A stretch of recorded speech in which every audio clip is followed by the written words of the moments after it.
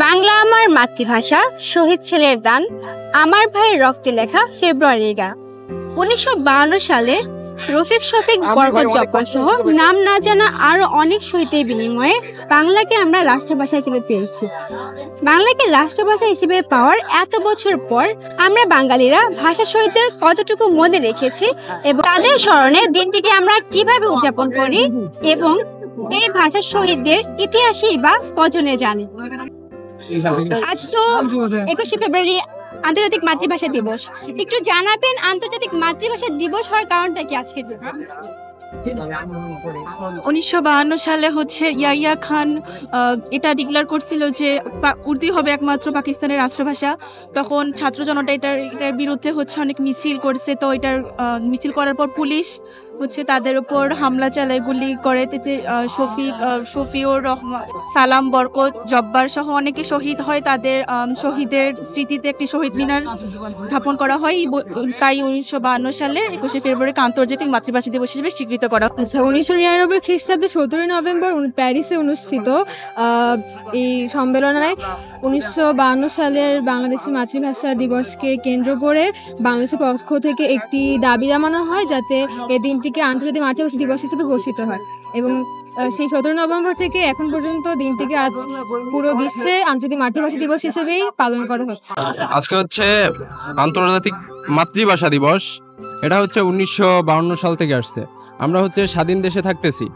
তখন আমাদের যারা যোদ্ধা ছিল, যারা যুদ্ধ করছিল, যুদ্ধর ডাক দিয়েছিল, তারা এইটা চেয়েছিল আমরা স্বাধীনভাবে বাঁচবো, স্বাধীন ভাষা ব্যবহার করব। তা ওই যে পাকিস্তানি ওরা আপনার ওই যে ওদের মানে উর্দু ভাষাটা মানে কখনোই একটা স্বাধীন দেশ, তখন তো দেশ স্বাধীন হয় নাই, ওরা আগ থেকেই চেয়েছিল দেশ স্বাধীন করবে। এই জন্য সবার আগে মাতৃভাষা নিয়ে ডাক দিয়েছিল। তা আমাদের মানে যদি ভাষাই একুরেট না থাকে তাহলে দেশের কোনো মানে আসে না। ভাষায় একুরেট থাকবে, দেশ একুরেট হবে। তখন ওইখান থেকেই ভাষার মানে আন্দোলনটা শুরু হয়েছিল। তারপর আমরা স্বাধীন ভাষা পেয়েছি, বাংলা ভাষা পেয়েছি আর কি। জানাবেন আজকে এই দিনে কিভাবে শহীদদের স্মরণ করা হয়? আজকে ফুল দিয়ে স্মরণ করা হয়। কেউ কেউ আবার মানে মিলাদ পরে দোয়া করে। এইভাবে শহীদদেরকে শ্রদ্ধা করা হয়। আন্তর্জাতিক মাতৃভাষা দিবস মানে মূলত আমাদের ভাষার উপরেই দিনটা। আমাদের মাতৃভাষা যখন মানে আমাদের যে আন্দোলন করে যে ভাষা, নিজের ভাষা ফিরে পেয়েছি। আজকে এই মাতৃভাষা দিবসটা কিভাবে পালন করা হয় বা কি উদযাপন করা হয়? আমরা যে 12টা 1 মিনিটে শহীদ মিনারে ফুল দিয়ে তারপর শহীদদের প্রতি স্মরণ রেখে পালন করা হয়। আর যে এখানে সাদা কালার ড্রেসের মাধ্যমে আমরা শহীদদের প্রতি স্মরণ রাখি। 1952 সালে 21শে ফেব্রুয়ারি ও যে পাকিস্তানিরা যখন আমাদের মাতৃভাষা কেড়ে নেওয়ার জন্য তারা সর্বোচ্চ চেষ্টা চালিয়েছিল, তখন আমার দেশের ভাইয়েরা, তরুণ ভাইয়েরা, সালাম, জব্বার, রফিক, তারা তাদের বুকের তাজা রক্ত দিয়ে আমাদের মাতৃভাষা রক্ষা করার জন্য তাদের জীবনের বিনিময়ে এই দেশের মাতৃভাষা তারা রক্ষা করেছে।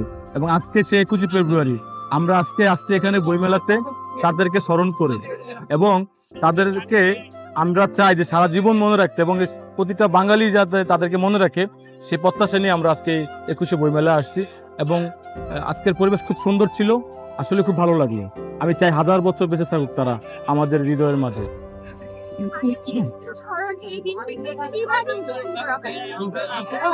কিভাবে বলতে, সবাই তাদেরকে তো আমরা এমনিতে ভালোবাসি, এবং এটা তো বছরে একটা বার না, আমরা সারা জীবন ভালোবাসি। তারপরে 21শে ফেব্রুয়ারি যদি একটা নির্দিষ্ট দিন, এই দিনে তাদের শহীদ হয়েছে তারা, এই জন্য এটাকে আমরা স্পেশালি ভাবে আমরা সবাই এটাকে পালন করি, স্মরণ করি।